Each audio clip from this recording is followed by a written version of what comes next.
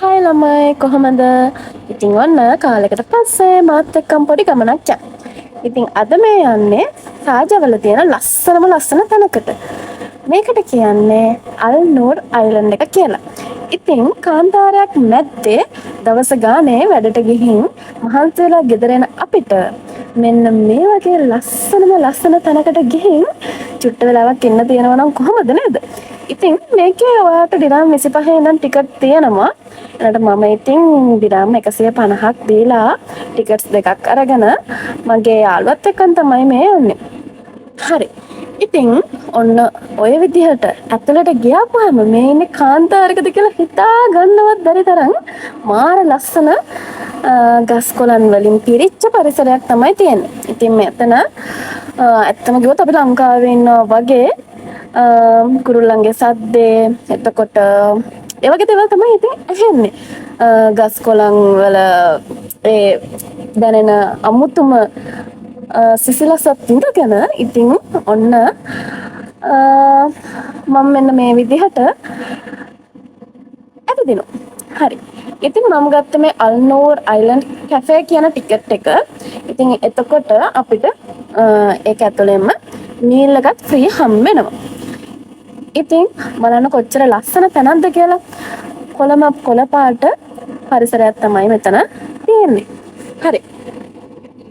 ඉතින් ඔයාලටත් එන්න පුළුවන්. මේක හරියටම තියෙන්නේ සාජා කෝනිස් එකේ ඉඳන් බලපුවාම ඔයාලට මේ අයිලන්ඩ් එක බලා ගන්න පුළුවන්. ඉතින් ඔයාලා මෙතනට ඇවිල්ලා බලන්න. ඒක හරියම ලස්සන තැනක්. මේකේ ඇත්තටම මේක ෆේමස් වෙලා තියෙන්නේ බටර්ෆ්ලයි අයිලන්ඩ් එකක් විදිහට. ඉතින් මේක ඇතුලේ බටර්ෆ්ලයිස්ලා ඉන්නවා. ඒ වුණාට හැමෝම දන්නවා මම සමනලයන්ට බයයි කියලා. ඉතින් මම ඒ ගාඩන් එක ඇතුළට ගියේ නැහැ. ඒක වෙනම තමයි තියෙන්නේ. එතන ඇතුළට මම ගියේ නැහැ. මං අනිත් හැම තැනටම ගියා. ඔය කහ පාටට තියෙන්නේ අන්නේ ඒක ඇතුළේ තමයි ඔය බටර්ෆ්ලයිස්ලා ඉන්නේ. ඉතින් ඇත්තටම අපි වීදුරුවෙන් එළියේ ඉඳන් බලවුවා. එතන ලොකු සමනලයෝ තමයි ඉන්නේ. ඔය පේන්නේ ඒ සමනලයෝ. ඒ වුණාට මං හරිම බයයි සමනලයන්ට. ඒ හින්දා මම නම් එතනට ගියේ නැහැ ඇත්තටම. ඉතින් ඔන්න ඔය විදිහට තමයි මේ දවස ගෙවුනේ මගේ නිවාඩුව. මම ඒ දවසේ නම් ගොඩාක් රිලැක්ස් විදිහට තමයි ස්පෙන්ඩ් කරේ කියලා මං හිතනවා.